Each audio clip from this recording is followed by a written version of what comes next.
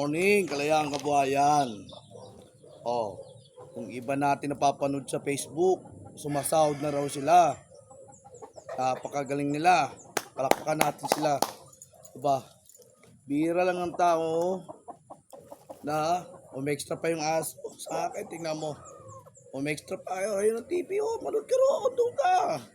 Oh, napakagaling nila. Sumasahod na sila. Palakpakan ulit natin dahil bigla na puto lang sinabi ko dahil pumasok yung aking alagang aso. Palakpakan natin sila. Sumasahod na sa Facebook.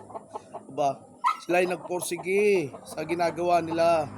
Kaya tayo, huwag tayong mainggit sa kanila. Gumawa rin tayo.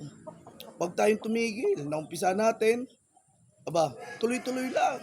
Pero dapat yung magandang content naman ang gawin natin. Para hindi lang nila pinapanood. Nagsasuggest sila. Nagme-message sila. Nag-iwan sila. Nagla-like, subscribe. Kaya tuloy-tuloy lang tayo sa ating ginagawa. Malay mo, isang araw, ikaw, susunod na araw, ako, ikaw, sila, o marami tayong gumagawa tayo. Tuloy-tuloy tayo, sipagan lang natin ang paggagawa ng content ng ating vlog. Kaya, huwag kayong mainggit. Tulungan natin ang sarili natin.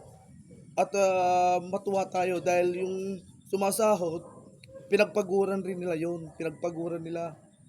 Hindi sila nangungupya. Kaya tayong malilit na content creator, gumawa rin tayo ng maganda. Magsipag tayo. At sabi nga nila, pag puro scroll, mag-iwan ng bakas para masundan rin natin sila. Masundan nyo kami. Go, let's go. Nagpalang umaga. Layang kabayan.